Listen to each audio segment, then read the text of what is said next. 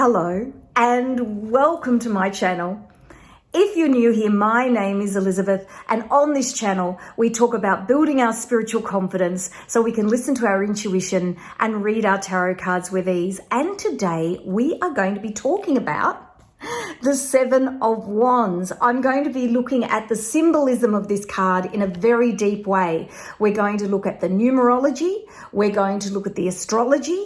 We're going to look at the Kabbalah, in particular the Tree of Life. We're going to look at the classical elements. And I'm going to do a deep dive into what this picture actually means in terms of the symbolism that Pamela Coleman-Smith has drawn on this card. So if you want to take a journey into understanding the Seven of Wands, stick with me. I'm going to spin the camera around and let's take a look. So let's have a look at the Seven of Wands. So the Seven of Wands is the Lord of Valor, and you can see I'm working from these cheat sheets. You don't have to remember everything. I don't remember everything. Bits stick. Every time I speak about the cards, bits stick.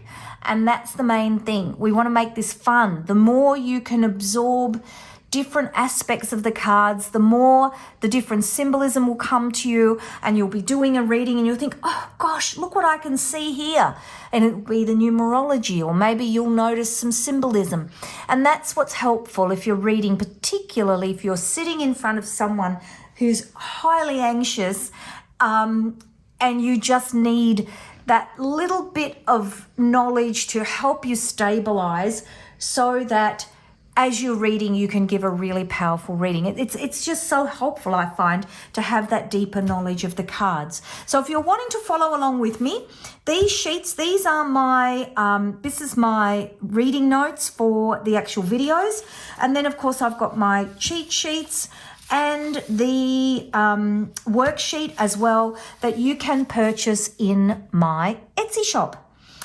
So let's have a look at this card.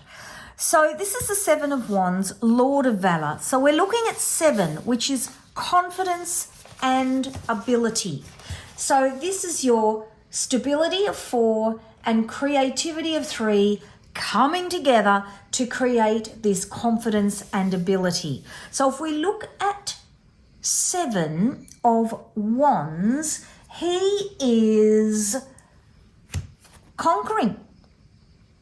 He's got the boot of the rich man, the shoe of the poor man, and he's on higher ground and he's winning. So confidence and ability. He's got it together. It's happening. You have so many choices in the Seven of Cups. In fact, you're so clever and competent that you could do any one of these things. You have so much choice and you don't know which one is your next pathway to take. You're so clever, you can just nick off with the swords. You can see he's left the enemy base camp. He's got the swords and he is making a getaway. Is it a wise way to be confident and have ability to steal? I don't know, but it certainly is something that some people claim to have a talent for, including this little man in the Seven of Swords. 7 of Pentacles. You are contemplating all you've achieved. You can see here your pile of Pentacles. And you've got another one here, and you're contemplating, will I continue on this pathway? Will I continue to build what I've been working on? Or will I try something else? Let's have a look at 7 in the Major Arcana. And again, as I say in each video, I've done videos on the Major Arcana, so I won't talk a lot about them. And of course, these cards will all get a video of their own. The Chariot. You don't need reins on your chariot. You can just press out into the world and know that you will take the right decisions no matter how quickly the chariot goes, because of your balance of feminine and masculine energy. The Tower. This is about decisive action. It's about the confidence that you're going to need to have when decisive action takes hold of you. So it's about having the confidence and ability in the face of absolute catastrophic change. Okay, so let's have a look at the Seven of Wands. There's all of these have got their own videos either coming or have been done, and as I do them, I'll make sure all of the links are down in the description box. When you're looking at YouTube, you will see that there is a bell icon. Please click it to like, subscribe, and hit notifications so you never miss another one of my uploads. It is so helpful to my channel. So let's have a look at the Seven of Wands in more detail. So confidence, ability, and ability. This is a number of disruption. So, and of course, we saw that in the Tower. So this is where you pursue your goals you set for yourself and knowing where you need to set boundaries before launching into the next adventure. So this is about the confidence and ability to make it happen. So if we look at the Seraphot, we are looking at Netzach, which is victory. So enduring strength, patience, and the endurance to see the challenge through to the completion, the patience to follow through on your own passions. So as we see here, as I explained earlier, you've got the shoe of the poor man, the boot of the rich man. He's standing on the higher, fertile ground. And we've talked about that in previous cards. Fertile ground means you're going to be growing and developing and able to press through to come to a positive conclusion. Again, classical element of fire. So strength, activity, blood, life force, and again, Leo, which of course is a strong zodiac sign of strength and leadership. Mars in Leo, creative, passionate, generous, and in the negative, a little bit self-centered. Again, third decan, if we look at the wheel, I'll show you the wheel again, and we're over here in Leo and we're in the third decan. So the next one we're going to go right around to is Scorpio, Aquarius. From memory. Let me have a little look.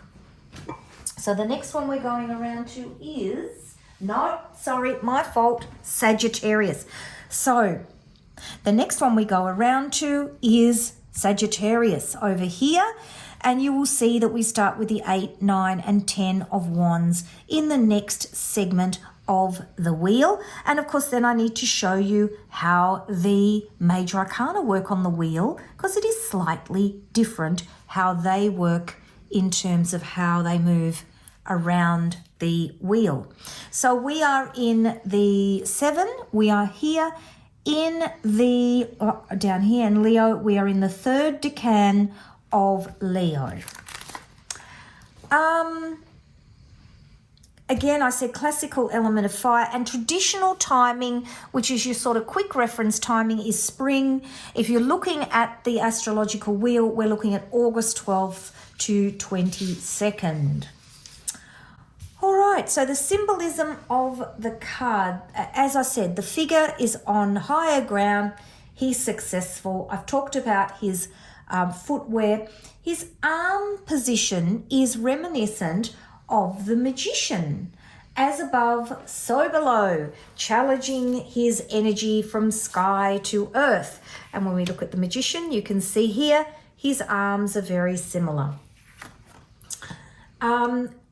Where you are, challenging your energy to achieve your dreams and make life happen for you. So very much an action card. Blue sky again, clear way ahead, clear thinking. So although you're in trouble, you're not in confusion. You've got clear sky all around you, so you will see your way through it.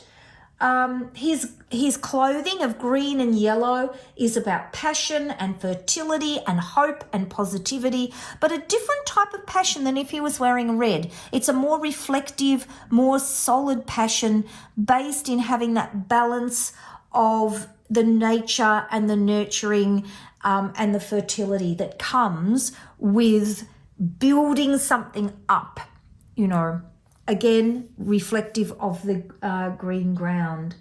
He's wearing orange leggings here, you can see. And again, this crisscrossing, a lot of people ask me about this crisscrossing. What happened when Pamela Coleman Smith did the drawings, she painted them. And I have not seen any of the hand paintings. I've looked and looked. I suspect they are no longer around. They may be, I don't know, but I haven't seen them. So if you've seen them, please let me know. Please let me know, and please leave me a comment. I love that. I love comments. So often I feel like I'm talking to myself. But this is crisscrossing to create colour, because the printing, the traditional printing, there were certain colours that they couldn't do, and orange was one of them, and browns, I think, were the colours they struggled with. So this is orange is a mix of yellow, which is enthusiasm, and red, which is passion. And so it gives the impression that he's standing up and fighting for what he believes in. So that's Seven of Wands. I do hope you enjoyed hearing about that card and you got something from it in terms of looking at the symbolism. It's a fantastic, you know, it's the whole process of how the cards flow together. And in the next couple of cards, I'll do another flow for you and show how they actually all flow together, so you can actually see the meanings from that perspective too. And I may do some separate videos that actually show the journey through each one of the arcanas as the cards develop a story, which is another way of trying to remember them, of course, and understanding the deck as a whole.